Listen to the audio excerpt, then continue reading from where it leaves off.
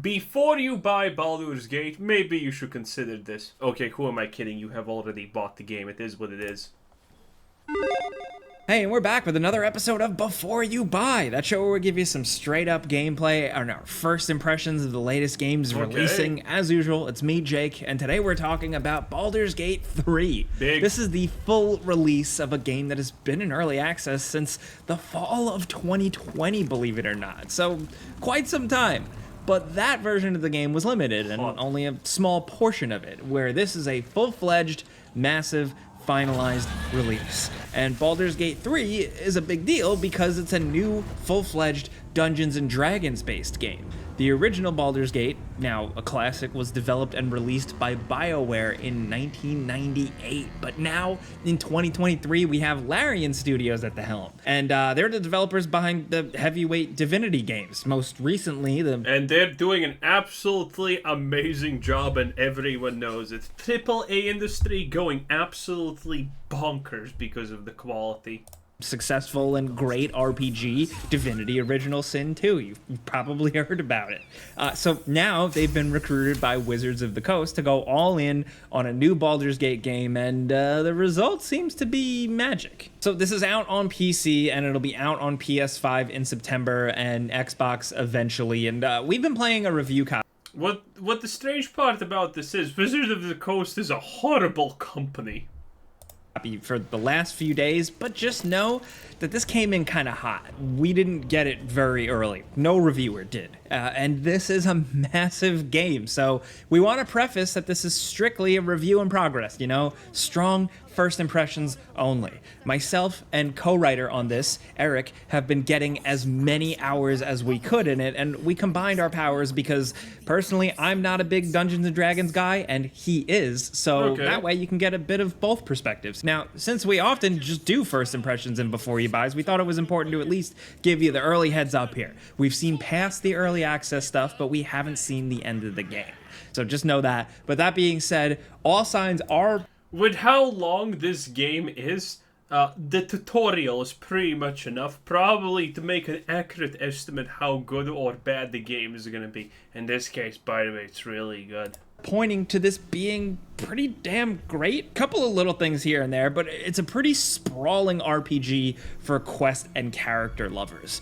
It's challenging, but also has a staggering amount of flexibility for you to make mistakes, make some wrong choices, and experiment. And the game just keeps going, and you keep playing. No matter what you throw at it, it seems like it's always down to throw something back. You don't need to know too much about Dungeons & Dragons universes. You know, this is a new game, it's a new adventure, new characters, and you'll learn some of the lore as you go. It can be overwhelming, but I was able to get through it. And it's a fantasy world with a new, darker mystery afoot. The Mind Flayers are out there as a threat, and they're infecting people, and you and some others end up with little Mind Flayer tadpole spore type things burying itself in your head, and you gotta somehow get it out and figure out what's going on. Now, that is like the very, very early setup of the game. If you played the early access, you know, and for anybody else, I'm not spoiling anything. Trust me, it goes much further and dives into more fantasy, political intrigue, the occult, warring factions, basically everything you'd expect from a fantasy game, but with a good focus on strong characters and relationships. And that's where I mean, in this game, you honestly need a guide to tell you how to not bang literally every character that you come across, be it man, female, hobbit, or bear. I mean, you kind of probably want to do it with the bear part, but not probably the hobbits. And that is a challenge, okay? That is a challenge. This game has so many options that you can almost do anything. It's beautiful.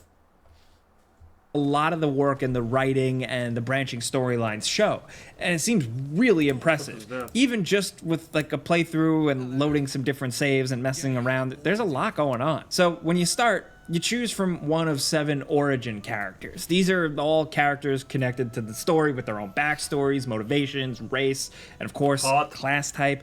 And most of them are Not compelling hot. and tempting, really, to select, but we ended up rolling our Okay. own custom character. You can also do that.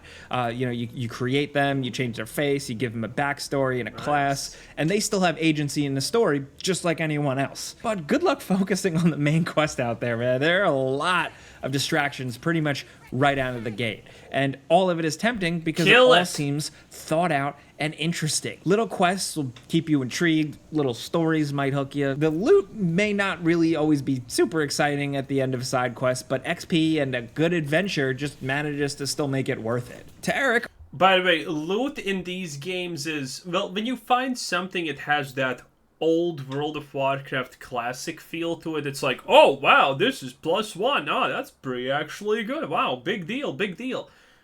But the real thing here is obviously leveling up, because you are playing a D&D style of game. And level up is big in this thing. Every single time you're gonna get a level up, it is gonna be a big deal. It is like the best feeling ever, okay? our resident Dungeons and Dragons fan, this feels like a miracle. The production values alone put this in the realm of AAA gaming, but the actual gameplay is about as hardcore and, you know, a little inaccessible to CRPG neophytes as it gets. This is a hardcore computer RPG through and through, and Larian seemingly hasn't really made many compromises. You've got Good. 4 party members total, which feels a little small compared to I think 6 you could get in the original games, but it does streamline things a bit. Combat is turn-based, but it tends to be quick and brutal, which is a welcoming change compared good. to how long certain encounters could last in Divinity 2. The game does a good job easing you into combat, but like once you're out of the tutorial, the gloves are off. Every encounter is a challenge, and they almost never feel stock or half-baked. Even the smaller encounters usually still demand you to think and use everything and really be challenged. It's not often that you come across something and do 2 melee whacks and then it's dead. Like, no, this is not really that type of thing. I mean, it actually can happen, but still, the point is, every encounter feels like it's something, you know, not per se different. That would be the wrong style of word to choose, but it's meaningful. Okay, you don't feel like you're wasting time killing like 5 goblins, and in situations you're not going to be killing 5 goblins. It's the late game. You're going to be killing 20 goblins. In which case, good luck. Yeah, even something as weak as a goblin can actually pose a threat in the right amount of numbers. So everything can be to a certain degree very risky. Even at the start of the game, there are cool, memorable enemy encounters that feel like something out of a D&D session, like something that somebody just makes up. By the way, what you see here is controller options for the game. Now, I don't know why you would actually play this with a controller, you absolute filthy degenerate, but it is an option. But people who use controllers say that you need to get used to it, and you need to get used to it. And, you know, it's a controller, what do you want? It's a little bit more complicated, but it's not bad. Take, for example, this part where an undead bursts out of a coffin to scare you, and while you're stunned, it runs around breaking open more coffins to get reinforcements. If you're quick enough and kill the one guy, then nobody wakes up. And it's not all just combat either. For a computer RPG, there are a lot of environmental hazards, and it's not just traps like you'd expect from a D&D game. There are areas where the most dangerous thing isn't the enemies, but the world itself. Yeah. Like this burning building where you have to like put out fires to get through, or these explosive mushrooms that have to be carefully navigated. There's a lot of jumping too. Lots of like almost platforming sections where the only way to progress is to jump. And with like everything else, the moving powers are essential in this game, just like Larian's other games. If you don't want to get bogged down and overwhelmed by enemies, being able to either teleport depending on who you are or jump long distances is practically Jump good. Me jump good. Yeah, that's also good. essential. It can turn nearly impossible combat encounters much easier with the right movement abilities. This sort of thing always keeps you on your toes, but it can also start to be a bit exhausting on the brain because there's a very few combat encounters where you can take it easy, especially because unlike the OG Baldur's Gate games where you could just spam resting whenever you want, this game makes you work for it. One thing that makes this game different from other CRPGs is because of its roots in D&D. Spells don't cost mana to cast. Instead, your characters have spell charges that can be recharged with a special ability once, but otherwise can only be restored by taking a long rest. In most D&D RPGs, you just... This is one of the greatest mechanics, honestly, that there is, because this makes you think, you know? Even if you can't take an easy encounter on, maybe you don't want to use skills too much, but maybe something bad happens if you don't use a skill, and then you kind of get punished for the later portions of it. You never know, and this is like a risk-reward type. Well, it's not purely risk and reward, but it is a great mechanic.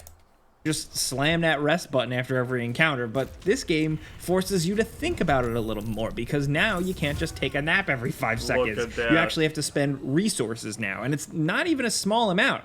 It's pretty significant. We do like that the game actually gives all the food you find in these games like an actual purpose. When you find crates filled with bread or meat or cheese, you're actually gonna go, ooh, yeah, I need that, because you need to spend those resources on resting. It's clever. Even if it's a little nerve-wracking sometimes, like thinking about whether you should rest or not. Overall, we like the mechanic. It adds more depth to a mechanic that originally had none.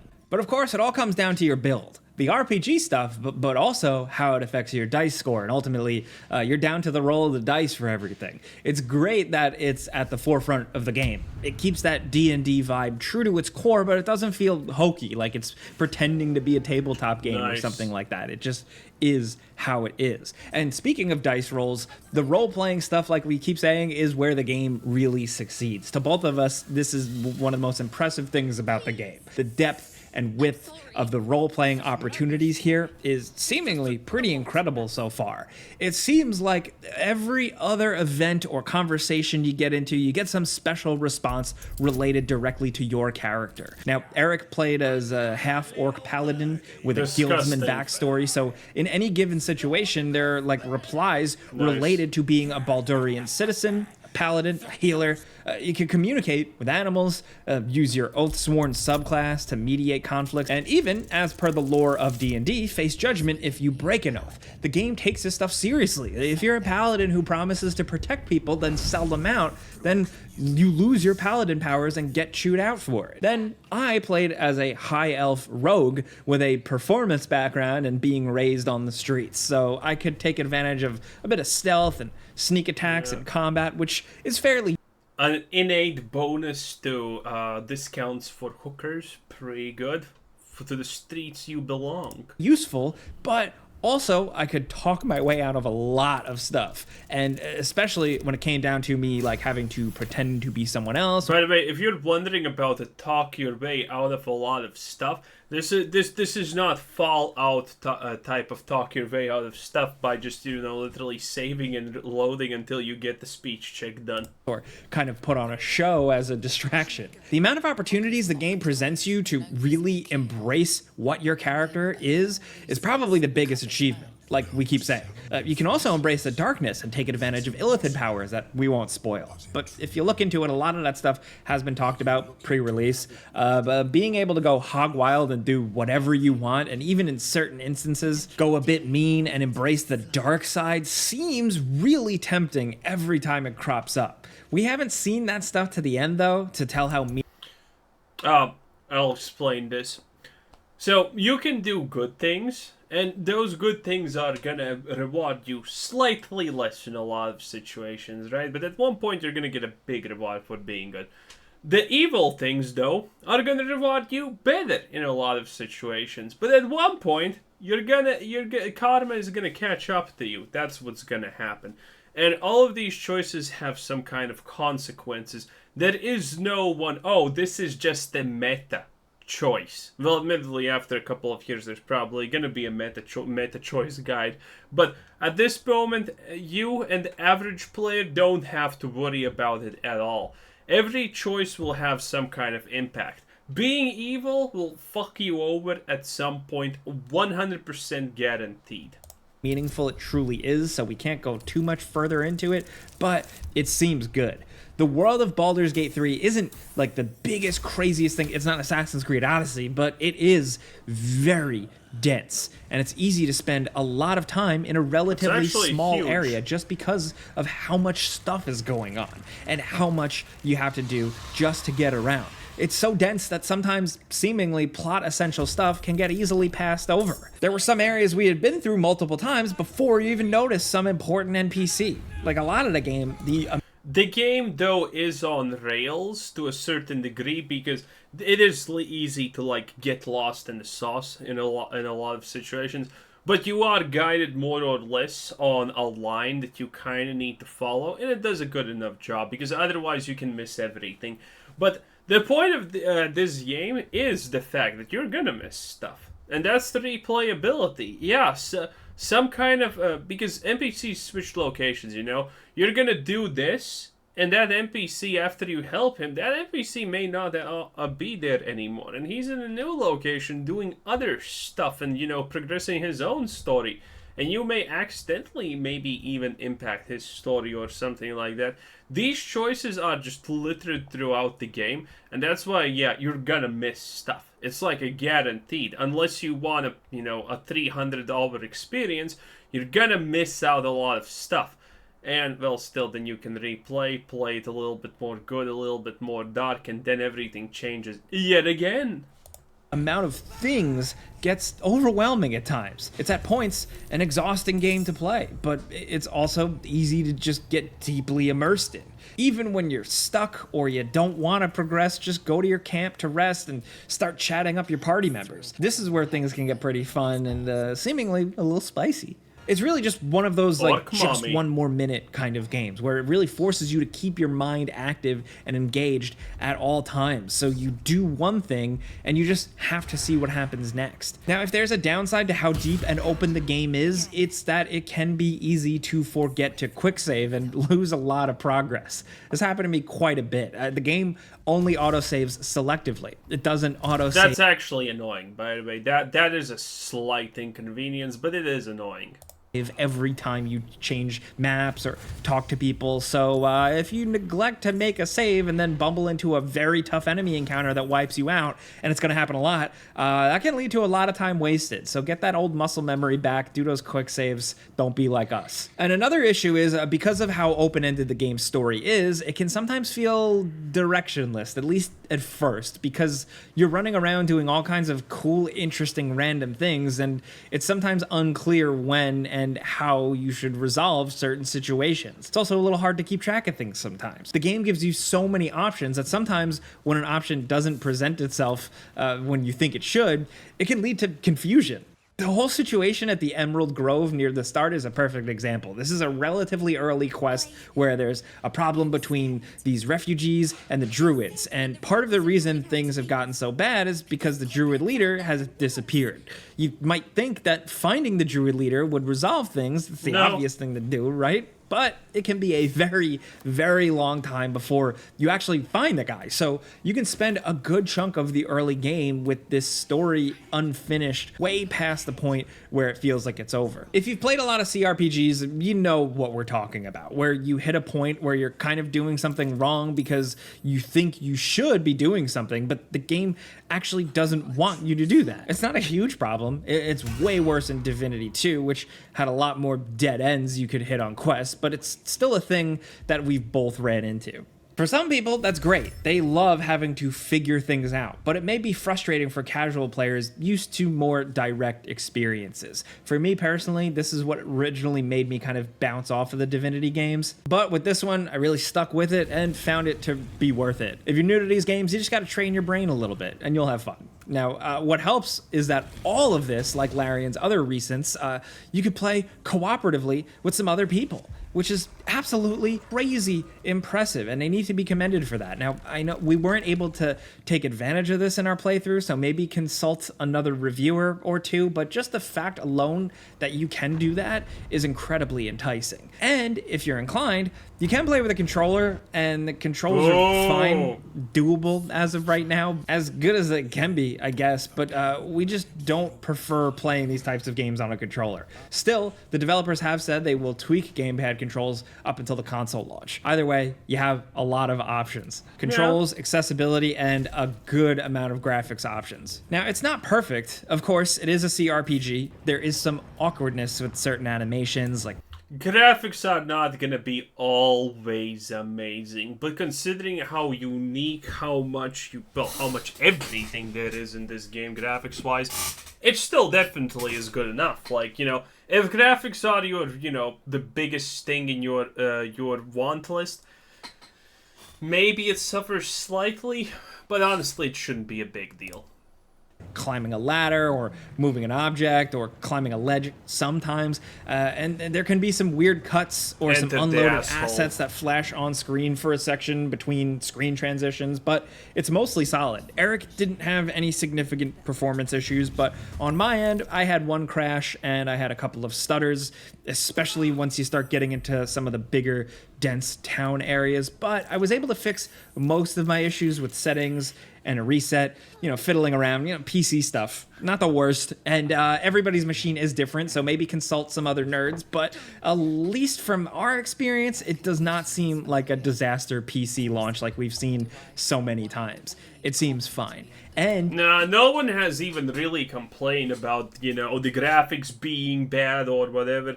This game could have better graphics if you want to be super pedantic about it. But this game is a true testament to the fact that graphics are not everything about the game. When you get it running good and you got a decent enough graphics card, this game is a looker, man. The characters' faces and the environments are very, very good, above and beyond what we usually see in this genre.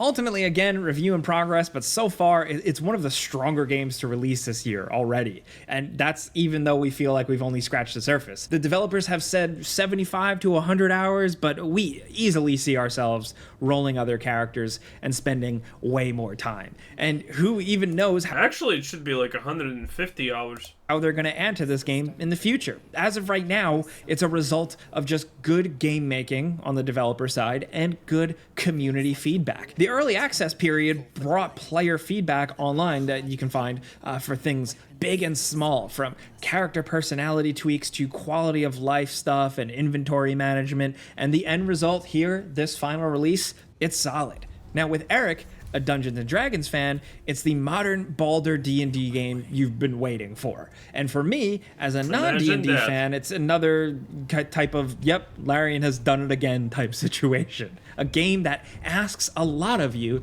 but is so rewarding the more you unpack it. Or, I don't know, like peel back the layers, onions, I don't know. This makes Ultimately, sense. Baldur's Gate 3, upon first impressions, between the two of us, seems awesome. And we're excited to see more reactions and more stories and weird things come out of it. But hey. Well, that's pretty much the video. You get it. Well, you probably have already bought it, so it doesn't matter. Anyway, this is Quizzer Sensei. Thanks for watching. Subscribe if you haven't already, and have a nice day. Bye-bye.